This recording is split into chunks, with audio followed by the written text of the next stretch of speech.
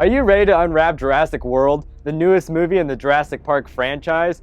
Warning, Crazy Nation, this may give your kids nightmares. The kids?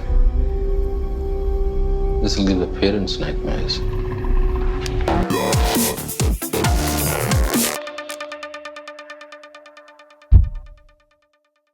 This may seem like a boring way to start such an epic movie, but this scene is actually paying tribute to Steven Spielberg.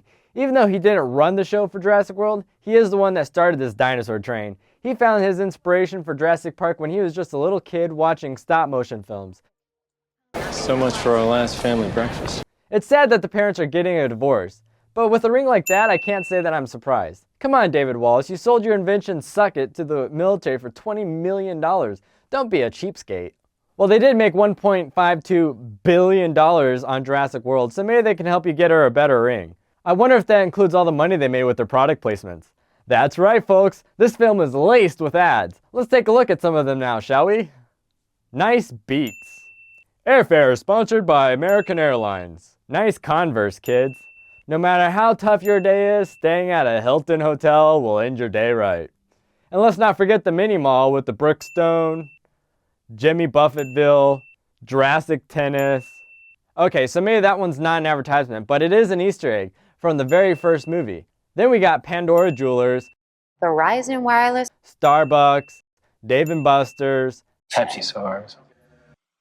Samsung, Jamba Juice, Jimmy Fallon, Ben & Jerry's, Kawasaki, Tostito, Don. Triumph. Hey, here's a drinking game for you. Every time you see the Mercedes logo, take a drink of your Pepsi-Saurus, Dasani water, and Coke. Ah, that's refreshing. So in all fairness, Jimmy Fallon actually does the video recordings for the tours at Universal Studios, so I could see this not so much as being an ad, but more like a real-life scenario if this theme park actually exists. Now, Winston Steakhouse was there in memory of Stan Winston, who brought all the dinosaurs to life in all 3 of the previous films. Unfortunately, he passed away in 2008. That doesn't mean asset development is falling behind. Claire is very dedicated to looking out for the company's assets. Well, apparently Jim from Verizon Wireless also likes looking at her assets. Watch where his eyes go. Just a fluke, right? And there he goes again. For those of you who are new to the Jurassic Park franchise, let me tell you that this is the 4th installment, and Dr. Wu was in the very first movie that they made. But this movie makes you have to stop and question his loyalty. And if he is loyal, the next question would be, to whose pockets?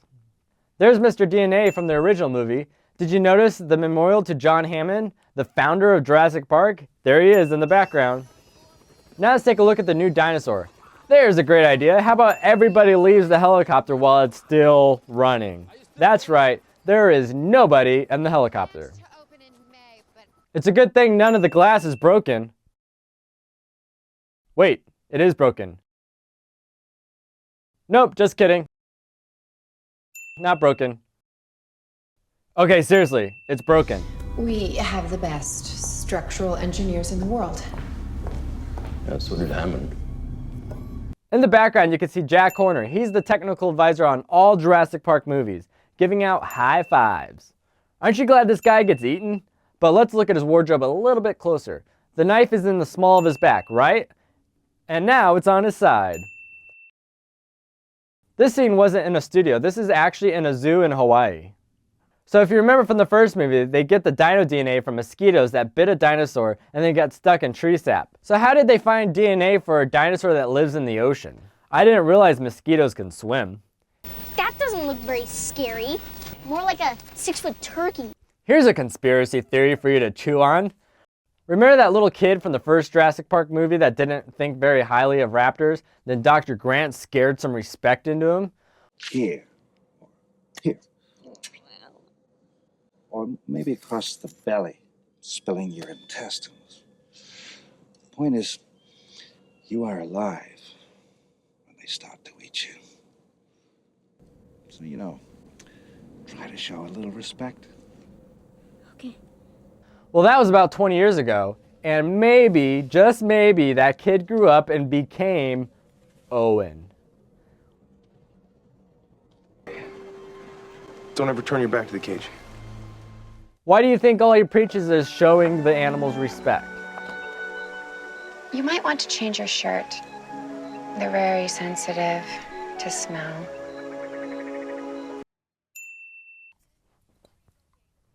Did you notice he actually changed his shirt? Do you think it's a coincidence that director Colin Trevorrow made one of the new dinosaurs eat a shark? Or was he symbolizing that his movie was better than Jaws, an iconic movie that Steven Spielberg is well known for? You're gonna need a bigger boat. Did you see the Easter egg in the control room? God Created Dinosaur. That's the book that Malcolm wrote, sitting on the desk. It can also be seen being read by the assistant on the train ride to the park. Here's an Easter egg. How are 2 drops of blood an Easter egg, you ask? Well, if you watch the first Jurassic Park, you will remember Malcolm explaining his chaos theory with 2 drops of water, and that they will never take the same path twice. The gyrosphere can't actually roll around like a hamster wheel. It rides on a track and it's guided by a guy with a remote control. And here you can see that track. Oops. So this glass is so tough it can stop a .50 caliber bullet, but it can't stop our new dino from popping it like a tin can. However, later on, that same claw doesn't even have enough strength to break Gray's fanny pouch. That's quality fabric. Notice he makes the hole right in front of the kids, and now watch when he goes to bite down. The hole is gone. That's some tough glass. Oh, and that's not all. They are facing the dino when she bites down, but when they fall out, they're facing the opposite direction. Besides the fact that Gray's hair changes several times in the scene, look how clean his park pass is. Now his entire arm is muddy. This is the only scene with a real robotic dinosaur. Everything else was CGI. Makes you wonder if this was another symbolic gesture by director Collins, that he thinks robotics are dead. But if you want real-world screams, the best way to get it is with a real-life 9,000-pound hydraulic monster that's trying to eat your face off. So long, animatronics. I guess we'll only see you in the ride. By the way, was I the only one that thought about Littlefoot and The Land Before Time when I was watching this scene? Let's go down memory lane, right after this short commercial break. Let me see you again.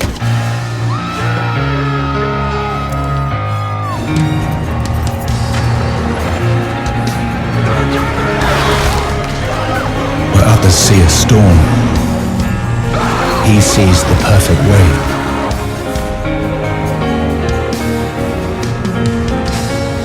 When some give up, he finds another gear.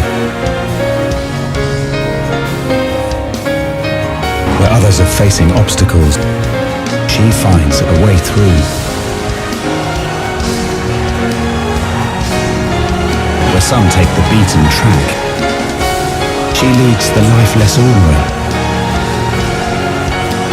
When others reach the end of the road, he starts.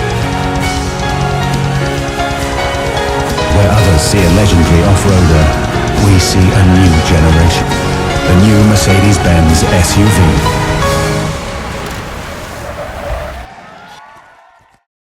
That's supposed to be the iconic banner that fell when our superstar roared in the first movie. You still have those matches? Great, let's burn it. Yet another subtle way, maybe, that Collins is implying his movie is better by burning the old ways of Jurassic Park. Yep, same headset that Timmy played with. Boom! Woo! It works! That's not just any Jeep. I thought you failed a driver's test. That's the same Jeep the one and only John Hammond rode in. Take note of this. Mr. Raptor Master leans the gun up against the Jeep, then Dino Jerk comes smashing against the side of the Jeep. However, the gun never even fell over. Did you catch when all the flying creeps were eating all the people? All this guy cared about was his margaritas. But let's slow it down a little bit closer. That's not just any guy, that's Jimmy Buffett himself. Margarita, Bill. And the bravest actor award should go to Zara. The scene where she got eaten alive was really her getting thrown up in the air, then getting dropped back down, then dunked into a fish tank a bunch of times. She did all of her own stunts. Well, at least Colin didn't jack Spielberg's humor as objects in mirror are closer than they appear. But but he did put in the disappearing raptors. Yep, just like in the first movie, watch this raptor get slammed into the tree so hard, he disappears. True story. You'll last 2 minutes in there. Less in those ridiculous shoes. Claire probably deserves the world record for the fastest runner in high heels, right? That's how it is, huh? Here Owen sets down the gun. Now he is holding it again. And later he sets it back down. In Jurassic Park 3, they made the Spinosaurus the star dinosaur, and that didn't sit too well with the T-Rex. Even though there is no Spinosaurus in this film, there is a skeleton of one near the front, and when the T-Rex comes to save the day, she smashes right through it, showing that she's the only real dino star. Also, that's the same T-Rex from the original movie. You can see old battle scars from her grand finale in Jurassic Park against the raptors. Alright, this one's for you. I'm giving away this poster to any lucky viewer. All you have to do is enter your Twitter name in the comments below and then tweet this video and make sure you include @I'mCrazyNate and #PickMe. And I'll randomly pick one lucky winner. If you made it this far, I know you enjoyed the ride. If you haven't watched all 4 of the Jurassic Park movies, do yourself a favor and go out and get Jurassic Park The Collection today. The Blu-ray is packed with behind the scenes and even more facts and secrets than I showed you here today. Thank you for being my friend, and here's a free smile. Now pass it on. And remember, something chases you.